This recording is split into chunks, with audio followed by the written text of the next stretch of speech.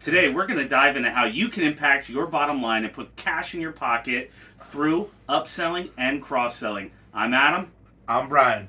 We founded Pareto Impact Consulting with the mission to equip business owners with the knowledge, mindset, and tools they need to achieve personal and financial freedom through their business. If you want to learn how to be a better business owner, increase your bottom line profit, and achieve personal and financial freedom through your business, then start now by hitting that bell to subscribe and liking our video. Thanks. Welcome back, everybody. Today we're going to talk about upselling and cross-selling and why it's important. This is part of our impact topic. Impact what? Impact strategies. The bottom line. All right, so let's take a moment for our audience out there. Tell me in your own words, define what's it? Well, upsell, cross-sell. Why are we kind of comboing them together? And what's the difference? That kind of stuff. Yeah. So, this is something that so many businesses are not doing at all. Like, I would agree with that. Customer client comes in for X. You sell them X, and you try to sell them X better than anybody else, and then you say, and you're on to the next one, right? And there is just a huge opportunity for upselling and cross-selling that you're not doing that's going to capture more rev and make you more profitable, right? And it's something we see in large corporations all the time. And so it's something that once you bring it up, it's like, oh, cool, yeah, that makes sense. But then it's like, yeah, but I can't do that. And so it takes time for us to really customize, because you're not just going to take what somebody else is doing. You really got to make it your own. And so that's where we got to spend time on it, right? That's why it's worth talking about. Great. So what was upselling? So upselling and cross-selling seem very different. We're going to make it real simple. You walk into a large corporate franchise burger and fry place, right? And they got the menu, and you pick out your meal, and you're like, yeah, I'll have a number 6 or whatever. And they say, great, would you like to make that a large? It's only 40 cents more. Sure, yeah, you always do that, right? Well, they just made an additional 40 cents on that transaction that they wouldn't have made if they didn't ask the question or didn't have that larger bucket, right? So then there's cross-selling. Well, what's cross-selling? Well, it's selling something that is complementary that the person who's there right now at the point of transaction would probably also want, and you just got to ask the question. So you say, hey, you want an apple pie with that too? Great example of cross-selling is Rite Aid actually started doing this. You walk into a Rite Aid and they've got a little basket of candy, and all of a sudden they're like, and you see the person lean into the screen and they go, would you like to buy a candy? They're 2 for $3 today. And, I think the number was 30% of people said yeah, and they grabbed 2 extra candies. I got that story too. The best part of that story is they were always like $1.50. Yeah, no discount, no deal. They just said, hey, would you like a candy bar? Do you want one? And it's like, hey, turns out like most Americans are like, I like candy. I want to be fat. Yeah. And it's like at a pharmacy. Like, they're the last people who should be peddling sweets. Yeah. So the one thing that unifies these two that I should have said right off the bat was that I could see in your eyes, you're like, you didn't say this. Oh, is that they both occur at the transaction point, and that's why they're together. In that flow of the customer. So you're there, and you're like, oh, they already picked out their product, whatever, and you're just kind of like, hey, you want fries with that? Hey, you want an apple pie too?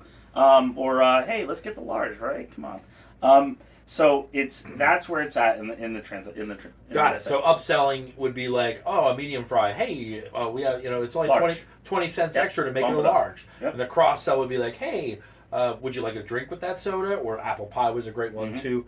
Awesome. Take a moment here for our audience and explain why is this so important, both for the flow and then of course how does it tie it back to the bottom line? What does it do to the profit? Yeah. So it all comes down to increasing revenue, right? And so we got to assume that you're selling products at a profitable price point.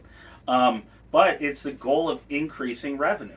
And so you have, and what it allows you to do is to not have to go out and acquire new clients, because the cost of acquiring a new client, It's high. extremely expensive. But once you have them, they're a lot less expensive, right? Yep. And so it's all about what can you do with the clients that you have. And so now, Taking advantage of the opportunity right in front of you, because whatever energy took them to get there, they're here now. yeah, and this is why it's part of our top 20%, our Pareto impact Love it. strategies, is because you already got them. You're not doing anything new. We're not saying like, oh yeah, go out and double your leads. Well, that's a lot of work. That's really expensive. But if you could gain an extra 10 to 20% revenue per Impacting the leads you have. yeah. So the truth is, are you gonna sell an extra 40% transaction rate to every single client? No, absolutely not. But if you do it to 40% of them, that's like it's a game changer for your business. Yeah, and it's the bottom right line. way to think about it too, because as you're flowing down, you got your lead, you got this customer. I've seen this happen so many different times where your customer wants things, so it's almost the more honest you can have. Like we'll use that candy bar example from Rite Aid. They would have they weren't thinking, but they were hungry for candy.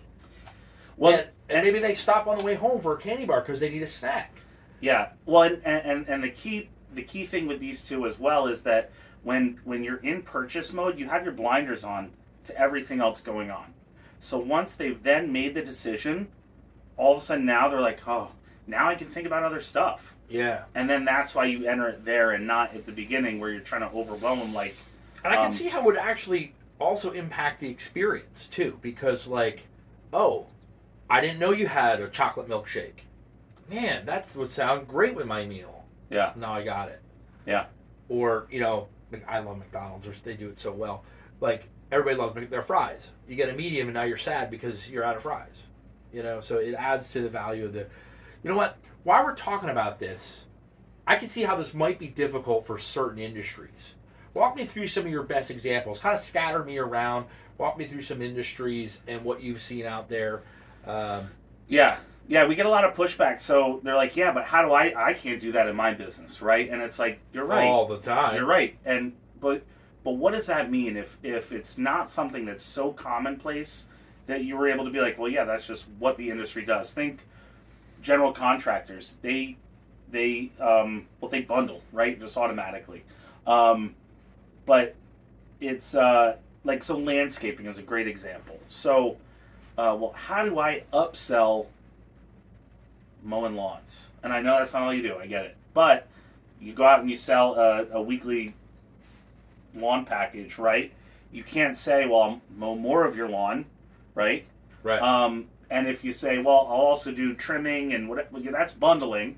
That's the right thing to do as well, to offer that type of package. But how do you really upsell that single product that is 100%? And what you can do is like, one example we use is like, hey, I'll once a week I mow your lawn. And then you give them the opportunity, hey, would you like to pick a preferential time to have your lawn Almost like mowed? a VIP. Exactly. Extra and it's $5, but it lets you. it's an upsell, yeah. And you could usually get an extra $50 a month by saying, yeah, man, I'll do I will mow your lawn. I'll build my schedule that day of the week so that you can make sure you don't got grass covering your lawn on Saturday when everybody comes over to do pool time. And right? I've seen this come up. I know twice this came up where somebody never wanted their grass cut on Sundays because of the day of rest and church and all in a that. large development, Yeah. with 100 other people involved. Yeah. So there's a great example. Yeah. Like, hey man, well, let's pay a small premium, reasonable premium, but in that I guarantee that we're never going to be frustrated on Sunday. And we knew for a fact that client would have loved the opportunity to be upsold to. Yep. And they couldn't because it was It literally wasn't just offered. refused to be offered. Yep. Well, So great example. then cross-selling. So, cross-selling is a little easier to do. It's like, hey, we also do this. Do you want to do that too? The hardest example of cross-selling, like I don't need an example for how to cross-sell. Because like, hey, did you know we also do this? Would you like that too? But and here's what the work is, right? We talk about the work. The work. So the work is the thing that you need to do get the work done, to get the result you want, right? It's that And so- 20% that's going to give you 80% yeah, of your results. it's like, don't talk about it, don't do this. Like, no, you got to do this, and that's the win. Is doing it every single time, making a process where in your sales process, in your client acquisition process, whatever you want to call it, you are saying, oh, we asked this here. And the great example is Rite Aid, when the lady leans in and she has to click next to go through to the next screen Made it a to process. take the payment. And it's just a process that you can't skip. Read this to the customer. Would you like 2 candy bars? They're 2 for $3 right now. And if you want to make it even harder, it's like a countdown timer. They have to wait 5 seconds, so they might as well ask the question. I love this conversation. One other thing, there was I don't remember who. We had that one contractor. I think he was a landscaper, but he had a really cool way of positioning, kind of like a cross sell. How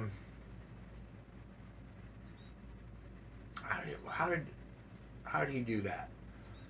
Do you remember who I'm talking about? No, I honestly do not remember. Um, Are you talking about? Oh, was it with the trimming? I mean, he bundled that, right? That was really a bundle. Is that what you're talking about? Kind of, but so off season it wouldn't be a bundle.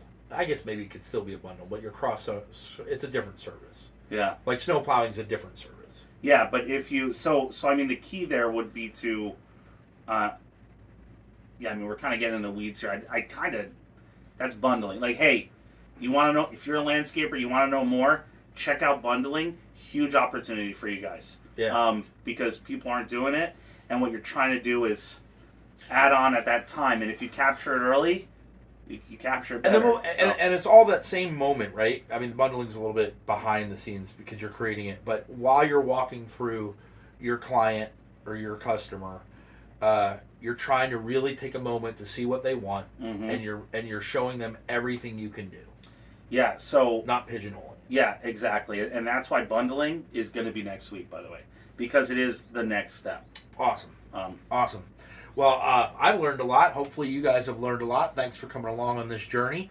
Make sure to check out our other topics as we keep rolling them out. I'm Brian. Take care. I'm Adam. Be great, guys.